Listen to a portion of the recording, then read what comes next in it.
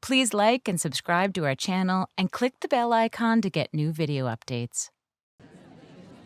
Welcome to the very last Moth Podcast of 2020. I'm your host this week, Kate Tellers. It's been an extraordinary year, and for many of us, that's meant shaking up our holiday traditions, gathering with loved ones around a computer instead of a table. In our house, we're missing cousins, siblings, grandparents, neighbors, friends, and the chance to do what we love the most, feed them. In honor of that which we cannot consume together, that nourishes us in so many ways, this episode is dedicated to food. First up is Annie Scher. Annie told this story at a Chicago Story Slam where the theme of the night was flawed. Here's Annie, live at the Moth.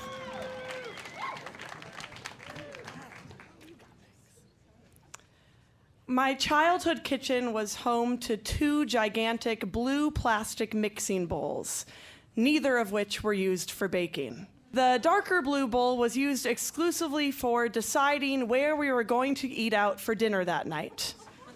No one in my family was very invested in cooking, unless you counted reheating a rotisserie chicken from Cub Foods, which has its time and place. And so this was a frequent occurrence in the Scher household. We would each cast our vote into the big bowl. My brothers for Old Country Buffet, myself a Dave & Buster's loyalist, my parents praying to go anywhere else.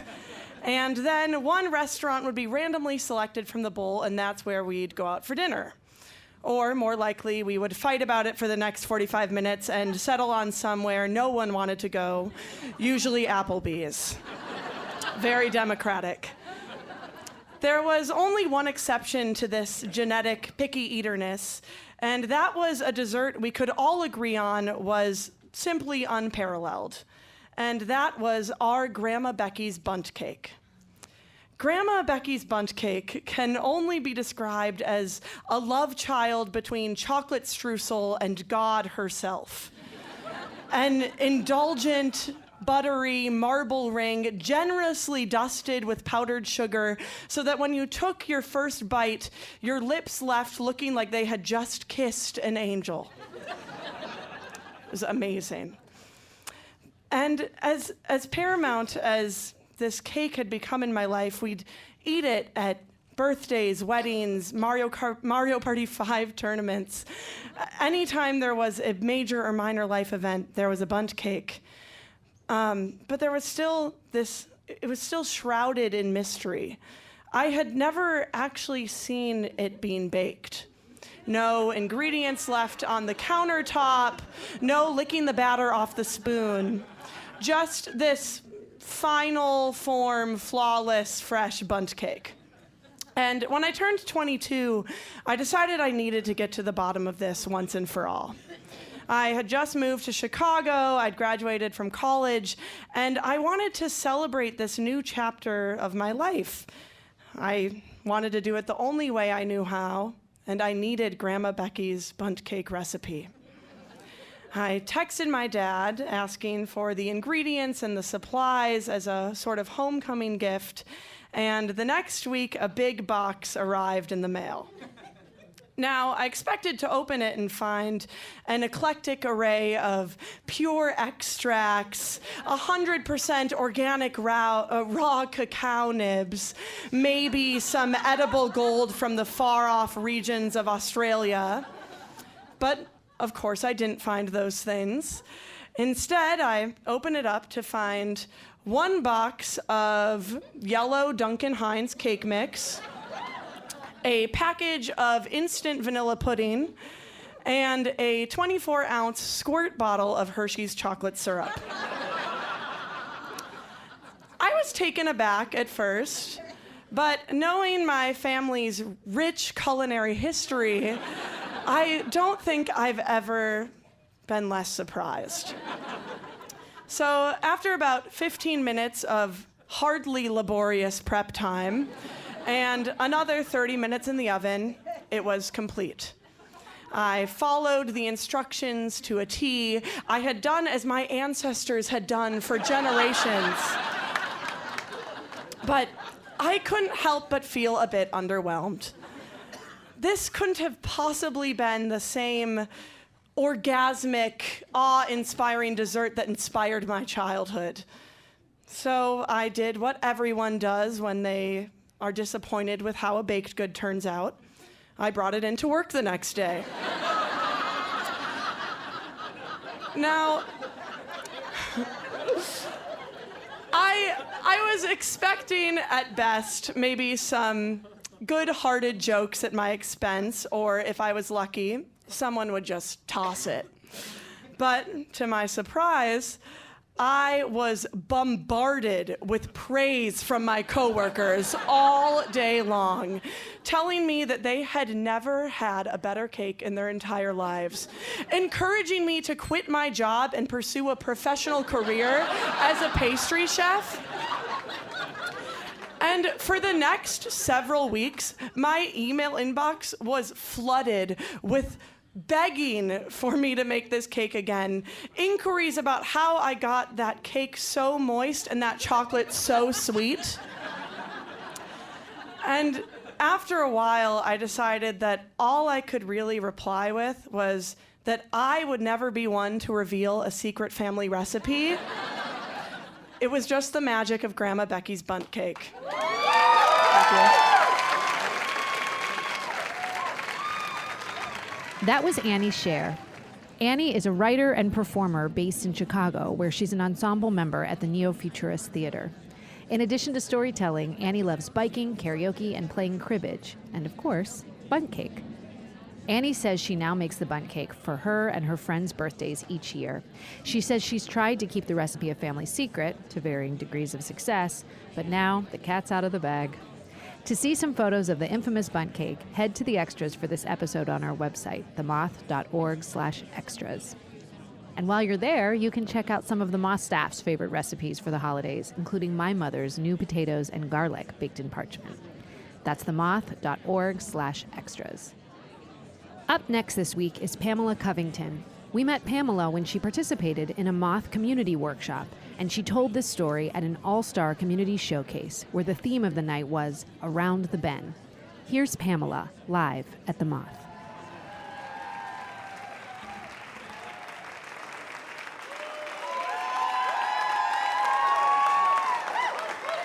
Good evening. In Savannah, our holiday meals were as bountiful as our Victorian home. We dine on baked fresh salmon, oyster stuffing, hand-picked crab patties, had an assortment of things. And the house, it was decked festively from its crown-molded ceilings down to its glossy hardwood floors and all points in between. Life was dreamy living with Watson. He was so attentive with our two boys. They were 1.5 and 9. And he was an excellent provider. In fact, he saw to it that everything in the house was always exactly the way I wanted it. And he was proud to make it so. But what began as the ideal domestic situation slowly changed. Having served in Vietnam before we met, he suffered with post-traumatic stress disorder and was subject to the changes of a Dr. Jekyll and Mr. Hyde. And during one of his unpredictable frenzies, when he hit me in the face, I knew I had to leave for the sake of my and my children's safety. At any cost, emotional or financial. So I left my middle-class comfort and fled to Jacksonville, a city I'd only visited twice just for fun. After 5 days wandering around homeless, the only place that I could afford for my kids and me was a unit in a dilapidated cement tenement with no refrigerator, no stove, no air conditioning, and no heat. The little shabby place was only better than being on the streets. Those piss-poor conditions made me feel so bad. I felt insignificant. There I was, alone with 2 children in a strange city, broken in every way imaginable. But no matter what I did, I could not let my children see my breakage. For them, I had to wear a brave mask, even though I was having a tough time providing bare necessities. I had to do whatever I had to do for my children. My children had never even gone to bed hungry. And I just had to provide for them. It was no longer Watson and I. It was just me and them. You see, I had run off to Jacksonville without a plan. And that security in Savannah was behind me. Christmas was just a week ahead. And now, on a good day, I cooked Vienna sausages and grits on a borrowed kerosene heater. One day I meet a neighbor of mine, and he says, listen, I see you over there doing all that stuff by yourself. If ever I could be of any help to you, let me know. I stopped and I thought about it. All I had for preparing food was an old Sunbeam deep fryer and a tiny toaster oven. What I really needed help with was to have a real kitchen that I could cook in. So I told my neighbor that I had this gift certificate for a turkey I had gotten from the food bank. And I had plans already to spend time with friends on Christmas Day. But if me and my kids could cook that turkey, we could eat off of it for days. Well, he said he was going to be out of town and offered to let me use his kitchen. I was relieved. Such a great weight was lifted up off of me. Even though it was only for a little while, I wouldn't have to worry how me and my children were going to eat. I went over to his apartment. He gave me a key and led me on a tour of his kitchen, which wasn't in any better shape than mine. But I noticed as we walked in how dusty the brown tile floor was. And grit was rolling under my feet.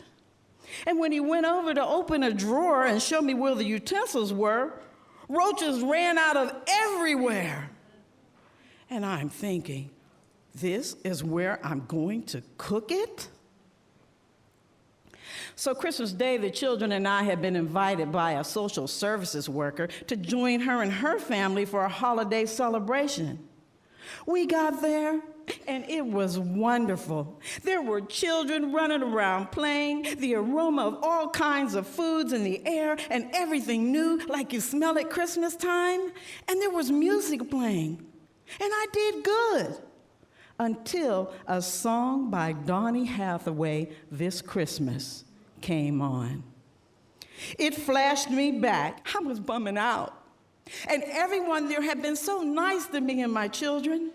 I didn't want them to think that someone had said or done anything to upset me. I figured it was time for me to go home. So when I got back to my apartment, I thought about it, and I said, girl, after all that upset, you know you're not going to sleep. You got that turkey in the sink. You might as well go and cook the turkey. So to pick my spirits up, like I always do, I wanted to hear some music. So I put on Prince's 1999, because tonight we're going to party like we're going to cook a turkey. I'm doting all over that bird. I'm basting it, I'm seasoning it, and I'm fussing with it just to get it right in the center of the pan. I got it in there perfect. I snatch that key, head out my kitchen door, and go down to my neighbor's. At the door, I'm standing on the stoop, balancing this flimsy aluminum pan, putting my key in the door. I open the door, reach in to turn on the light and head towards the stove. Two big ashy gray rats are standing on the top of the stove on their hind legs, screeching at me before they jump down and run across the floor. And at that same moment, I drop my turkey. It bounces out of the pan, slides clear across the floor, and hits the wall. I am beside myself. I go out on the stoop and I'm crying. Then I retreat to my apartment, throw myself into the sofa, and make a decision whether or not I'm going back to get my turkey. Oh, those rats, I'm thinking. That place is so nasty. I'm not gonna let them have it though, am I? What will we do? Well, I'm going back to get it. I have to. But this time, they can't catch me off guard. I'm going ready for them. So, I rummaged through my kitchen drawers and then headed back over.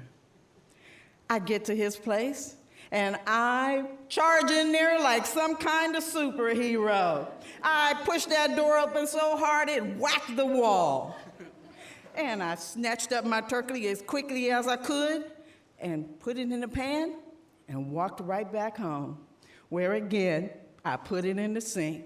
I scrubbed it, I basted it, I seasoned it, and then walked it back over to cook it. Hours later, I'm carrying a perfectly baked golden turkey in an aluminum pan as if it's on a silver platter. Walking it back over to my apartment where I put it on the countertop, and I'm wrapping it in about 10 layers of foil, trying to muffle that irresistible roasted turkey scent from any rats before I walk up the cement stairs to our bedroom and place it high up on a closet shelf where it can wait to be feasted on by me and my boys. And that night, having done what I needed to do to ensure the survival of the fittest, I slept for the first time in a very long time, quite peaceably, in the security of knowing that my children and I would have food to eat the next day and for the next few days thereafter. Thank you.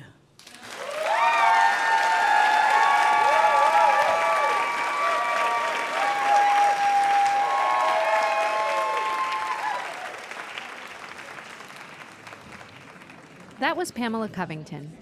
Pamela Covington is a speaker, life coach, and advocate living in Atlanta.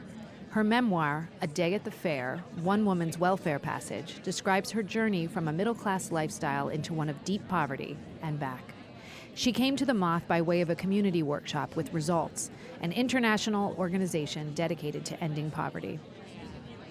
I hope that this season finds you full of joy. And if your belly is also full, I hope that you'll consider supporting the community around you who may be ending the year with a lighter table. To find a list of some of our favorite organizations, you know where to go, themoth.org/extras.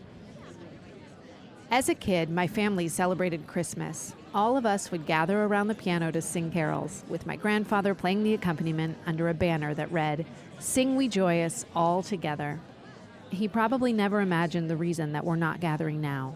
But he did have the prescience to record himself playing all of the carols in an audio archive our family has been resharing this year. Here's one from my papa to send you on your way. Number 58, The Carol of the Bells.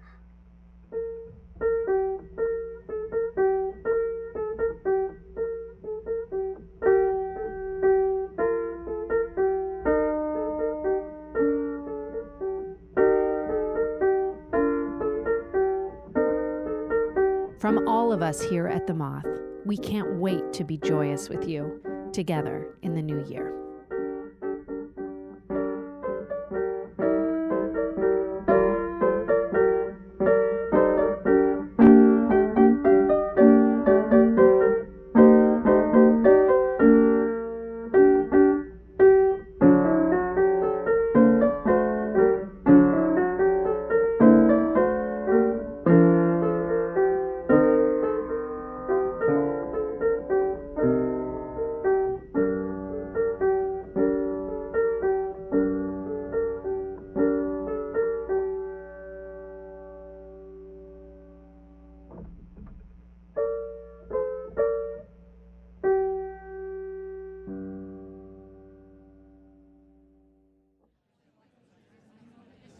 Kate Tellers is a storyteller, host, and director of MothWorks at the Moth. Her story, But Also Bring Cheese, is featured in the Moth's All These Wonders, true stories about facing the unknown, and her writing has appeared on McSweeney's and The New Yorker. Podcast production by Julia Purcell. The Moth Podcast is presented by PRX, the Public Radio Exchange, helping make public radio more public at prx.org.